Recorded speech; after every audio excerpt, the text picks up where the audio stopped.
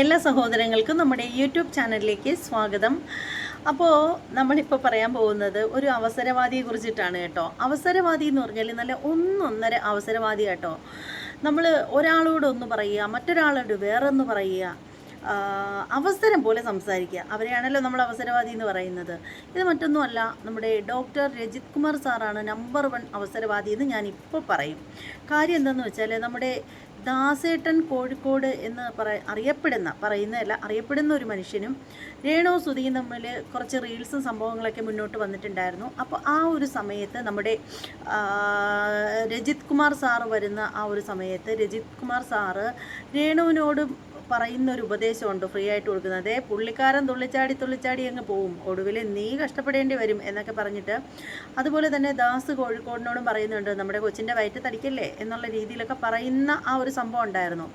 എന്നിട്ട് പുള്ളിക്കാരനുണ്ടല്ലോ ഇതൊക്കെ പറഞ്ഞിട്ട് പുള്ളിക്കാരൻ ഇപ്പോൾ എന്താണ് കാണിച്ചതെന്നറിയാമോ? പുള്ളിക്കാരനും രേണു സുധിയും മറ്റൊരു പെൺകുട്ടിയും കൂടി ചേർന്നൊരു റാമ്പ് ഉണ്ടായിരുന്നു.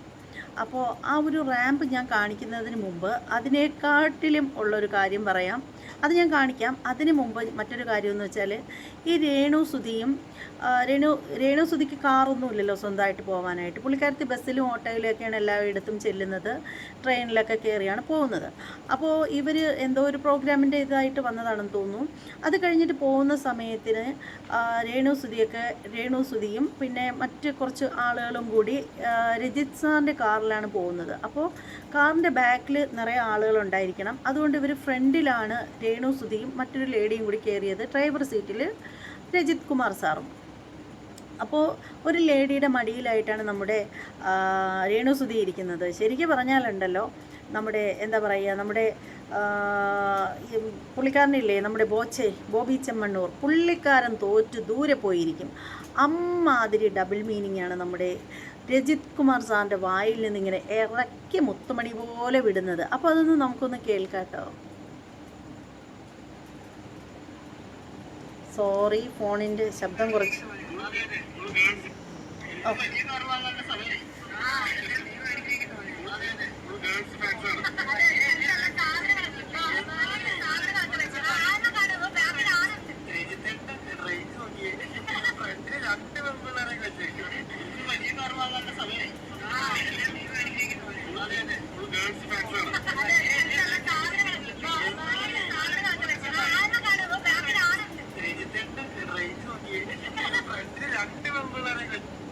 രജിത്തേട്ടൻ്റെ റേഞ്ച് നോക്കി, ഫ്രണ്ടിൽ 2 പെൺപിള്ളേരാണുള്ളത്. പുതിയ വലിയൊരു കാറ് വാങ്ങാനുള്ള സമയമൊക്കെ ആയിട്ടുണ്ട് എന്നൊക്കെ പറഞ്ഞിട്ട് കുറേ കമൻറ്റോളികൾ നിന്ന് പറയുന്നുണ്ട്.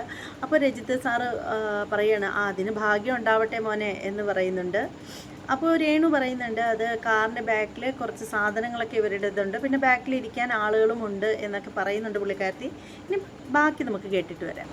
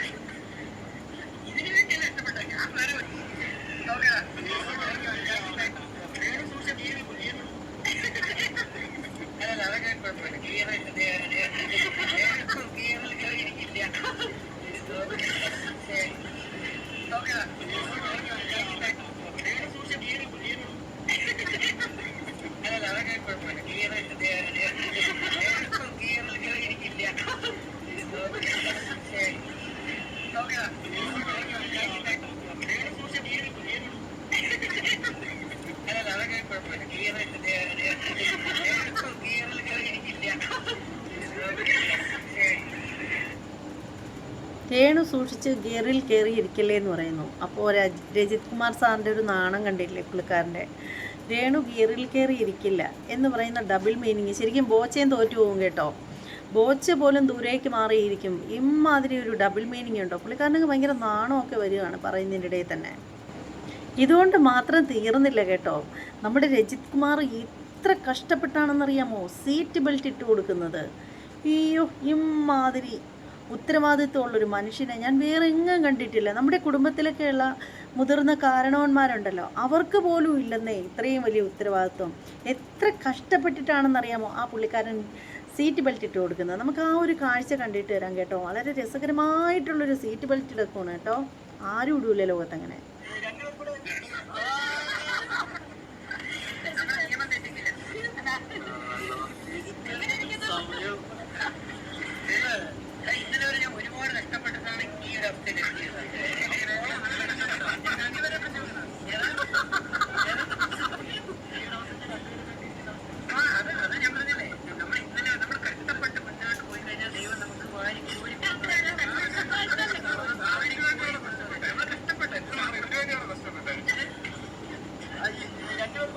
കണ്ടില്ലേ ആ സീറ്റ് ബെൽറ്റ് ഇട്ട് കൊടുക്കുന്നത്.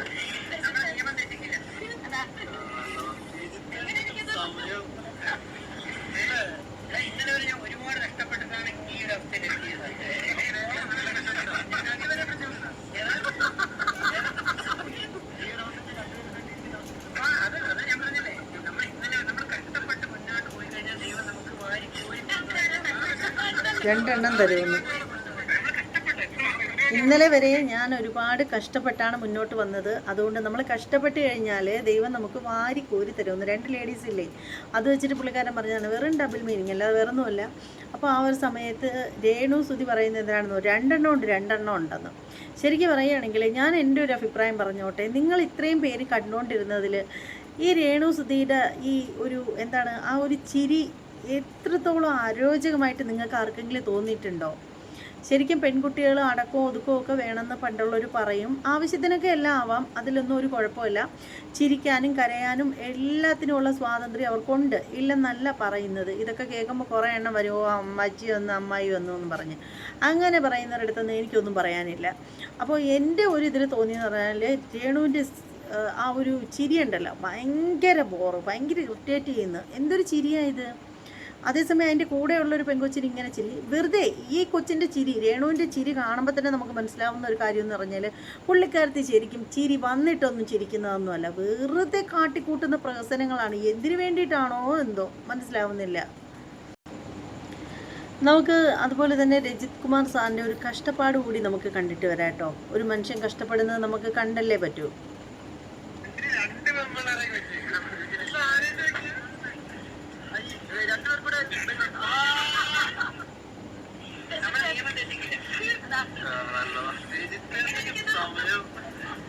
എങ്ങനെ ഇരിക്കുന്നു ഒരുപാട് കഷ്ടപ്പെട്ടിട്ടാണ് ഈ ഒരു അവസ്ഥയിൽ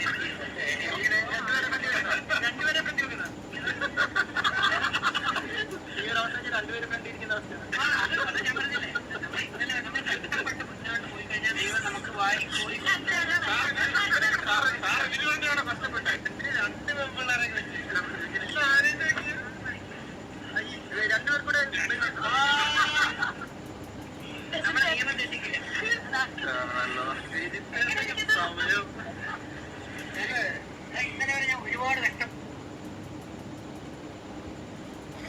എന്തല്ലേ ഇതൊക്കെ കണ്ടാലേ, എന്തൊക്കെയാ ഈ കിളവൻ കാണിച്ചു കൂട്ടുന്നതെന്ന് തോന്നിപ്പോകുന്നതിൽ ഒരു തെറ്റും പറയാനില്ല. അത് ആർക്ക് തോന്നിയാലും തെറ്റൊന്നും പറയാനില്ല കേട്ടോ. ഇനി നമുക്ക് ആ ഒരു റാമ്പ് കണ്ടിട്ട് വരാം. ഞാൻ ഷോർട്സിൽ ഒരുപാട് തപ്പി കിട്ടിയില്ല, അതുകൊണ്ട് പിന്നീട് നമ്മുടെ ഖൈസിൻ്റെ ചാനലിൽ കയറി അങ്ങ് അടിച്ചു മാറ്റി, ഒന്നും നോക്കിയില്ല.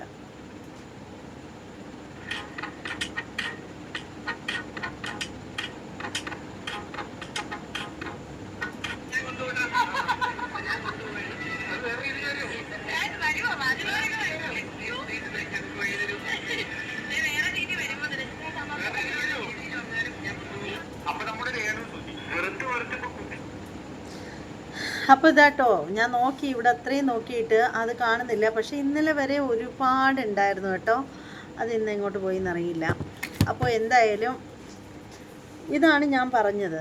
അപ്പോൾ ഒരുപാട് ട്രോളന്മാരും അതുപോലെ തന്നെ റിയാക്ഷൻ വീഡിയോ ചെയ്യുന്നവരും ഒക്കെ എടുത്തിട്ട് നമ്മുടെ രജിത്ത് സാറിനെ ഇങ്ങനെ അലക്കി വെളുപ്പിച്ചുകൊണ്ടിരിക്കുകയാണ്. ഇതൊക്കെ പുള്ളിക്കാരൻ ഈ വയസ്സാങ്കാലത്ത് എത്ര താടിയിലൊക്കെ കരിയൊക്കെ പുരട്ടി നടക്കുന്നു എന്ന് പറഞ്ഞാൽ നല്ല വെള്ളത്താടിയും വെള്ളത്തലമുടിയൊക്കെ അല്ലായിരുന്നു, നമുക്ക് എല്ലാവർക്കും അറിയാം. പുരുകം പോലും നല്ല വെളുത്ത കളറിലായിരുന്നു. അപ്പോൾ പുള്ളിക്കാരൻ എത്ര കരിയായിൽ വാരി തേച്ചിട്ട് നടന്നു കഴിഞ്ഞാലും ഇങ്ങനെയൊക്കെ കാണിക്കുമ്പോൾ ഈ മുതുകൂത്താട്ടങ്ങളൊക്കെ കാണുമ്പോൾ പലരും വിമർശിക്കും. അപ്പോൾ പലരും പറയുന്നൊരു ചോദ്യം എന്ന് വെച്ചാൽ, മമ്മൂക്കയെക്കാളും പ്രായം കുറവാണല്ലോ രജിത്ത് സാറിന് എന്നുള്ളതായിരിക്കും. ആയിക്കോട്ടെ, അത് തന്നെയാണെന്ന് കൂട്ടിക്കോ. പക്ഷേ അങ്ങനെയുള്ള രജിത്ത് സാർ എന്തിനാണ് വലിയ വായിൽ വർത്തമാനമൊക്കെ പറയാനായിട്ട് പോയത്? ദാസ് കോഴിക്കോടിനോട് ചെന്നിട്ട് പറഞ്ഞെന്താണ്, രേണുവിനോട് പറഞ്ഞെന്താണ്, പുള്ളിക്കാരൻ തുള്ളിച്ചാടി അങ്ങ് പോവും, പിന്നെ നിനക്ക് പണിയാവും, എൻ്റെ കൊച്ചിനെ ചതിക്കല്ലേ എന്നൊക്കെയുള്ള രീതിയിൽ എന്തോരം വലിയ വായില വർത്തമാനമാണ് നമ്മുടെ രജിത്ത് സാറേ നിങ്ങൾ പറഞ്ഞത്. എന്നിട്ടിപ്പോൾ നിങ്ങൾ കാണിക്കുന്നതോ നിങ്ങൾക്ക് എന്തോ ആവാം അല്ലേ?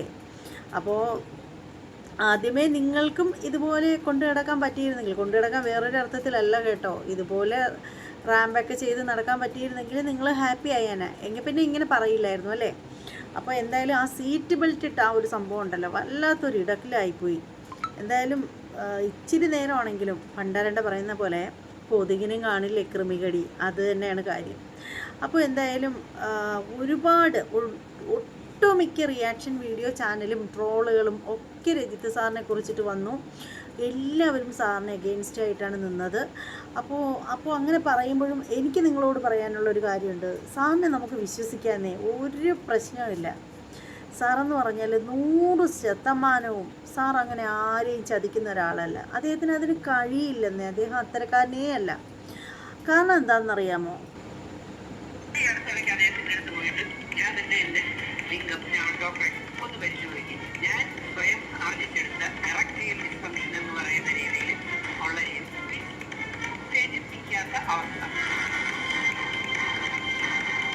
ധൈര്യമായിട്ട് മുമ്പോട്ട് പോകും. ചേട്ടന് ന്യൂറൽ രീതിയിൽ ഇനാക്റ്റീവായി കഴിഞ്ഞു ഒരിക്കലും ചേട്ടൻ മക്കൾ ജനിക്കുന്ന സാധ്യതയായിരിക്കും. ഞാൻ തന്നെ എന്നെ എന്ന് പറഞ്ഞതുപോലെ അടുത്ത തലമുറ ജനിക്കാത്ത രീതിയിൽ എൻ്റെ എല്ലാ പ്രവർത്തനങ്ങളും ആക്കി വെച്ചു.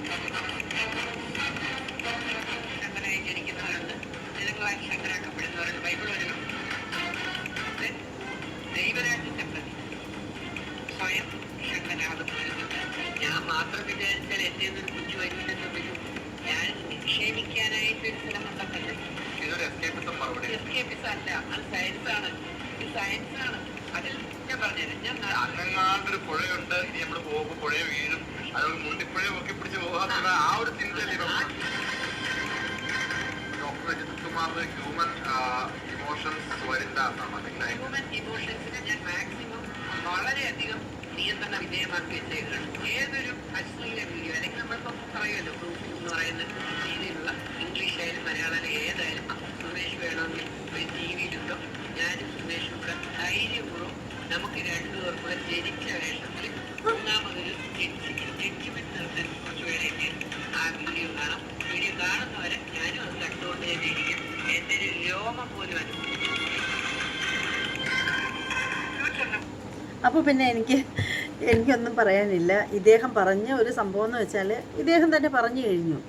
അപ്പോൾ ഇനിയിപ്പോൾ എനിക്ക് ഈ റിയാക്ഷൻ വീഡിയോ ചെയ്യുന്നവരോടും ട്രോൾ ഇറക്കുന്ന ആളുകളോടൊക്കെ പറയാനായിട്ടുള്ളത് ഒരു കാര്യം മാത്രമേ ഉള്ളൂ. രേണു സുധി എന്നല്ല, ഇനി ഈ ലോകത്ത് ആര് അദ്ദേഹത്തിൻ്റെ കൂടെ ഏത് പാതിരാത്രിയിൽ കാറിനകത്തോ ബൈക്കിനകത്തോ ഇനി എങ്ങനെ പോയാലും ഒരു പ്രശ്നവുമില്ല.